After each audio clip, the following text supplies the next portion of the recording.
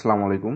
Coders টুগেদারের পক্ষ থেকে আমি প্রত্যয় আপনাদের আবারও স্বাগতম জানাচ্ছি। আমরা HTML এ ব্যবহৃত ইনলাইন এবং ব্লক এলিমেন্ট নিয়ে আলোচনা করব। ডিসপিসিতে যাচ্ছি, দেন টিউটোরিয়ালস। আজকে হচ্ছে পার্ট 7। VS কোড ওপেন করতেছি। আচ্ছা, এখন ইনলাইন কি এবং ব্লক কি?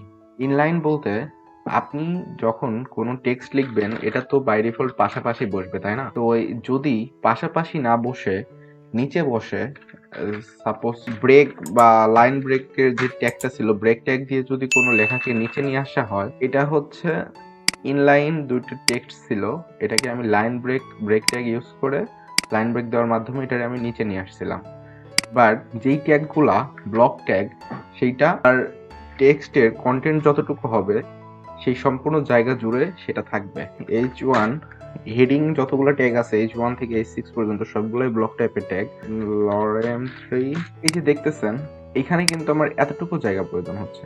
এরপরে আমি যদি এর পাশে থেকেও লেখা শুরু করি আবার, তাও দেখবেন সেগুলা কিন্তু নিচে নিচে আসবে, কারণ হেডিং একটা ব্লক ট্যাগ আর এইটা সম্পূর্ণ লাইন বা সম্পূর্ণ একটা হরিজন্টাল লাইন বরাবর জায়গা দখল করে। যেগুলা ইনলাইন ট্যাগ সেগুলো পাশাপাশি বসে, বাট যেগুলো ব্লক ট্যাগ সেগুলো পাশাপাশি বসতে পারে না। তো H1 হচ্ছে ব্লক ট্যাগ, দেন H2, H3, H4 যতগুলো হেডিং এর ট্যাগ আছে সবগুলোই ব্লক ট্যাগ। দেখতেছেন এটাও কিন্তু নিচে আসছে, বাট পাশাপাশি আসে নাই। আর আমরা কিন্তু ব্রেক ট্যাগও ইউজ করি নাই, অর্থাৎ এটা হচ্ছে ব্লক ট্যাগ।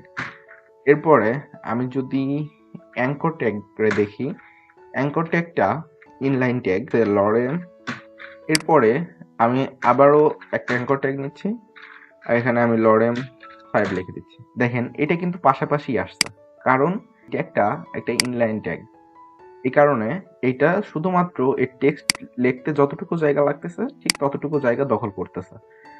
কিন্তু হেডিং একটা ব্লক ট্যাগ যে সম্পূর্ণ জায়গা দখল করতেছে, তার লেখা আছে এতটুকু বা তার কন্টেন্ট আছে এতটুকু, কিন্তু সে এই যে হরিজন্টাল লাইন বরাবর সম্পূর্ণ জায়গা সেটা দখল করছে। দেন প্যারাগ্রাফ ট্যাগ আছে, প্যারাগ্রাফটাও হচ্ছে ব্লক টাইপের ট্যাগ। দেখতেছেন ব্লক টাইপের ট্যাগ, না হলে কিন্তু ইনলাইন যদি হইতো তাহলে এখান থেকে শুরু হইতো, কারণ অ্যাঙ্কর ট্যাগটা হচ্ছে ইনলাইন ট্যাগ। তো আমি যদি এরপরে আরেকটা পি নেই, সে পি lorem4, দেখতেছেন এটা কিন্তু আবার নিচের লাইনে আসছে, অর্থাৎ এটা হচ্ছে ব্লক টাইপের ট্যাগ। তো আপনারা বাসায় ট্রাই করলে অবশ্যই বুঝতে পারবেন যে কোনটা ইনলাইন ট্যাগ কোনটা ব্লক টাইপের ট্যাগ।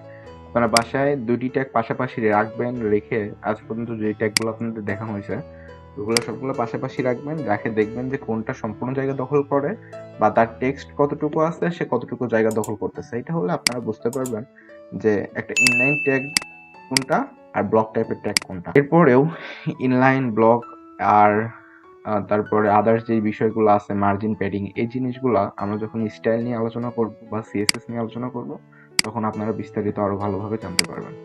তো টিউটোরিয়ালটি এ পর্যন্তই। পরবর্তী টিউটোরিয়াল দেখার আমন্ত্রণ জানাচ্ছি। আসসালামু আলাইকুম।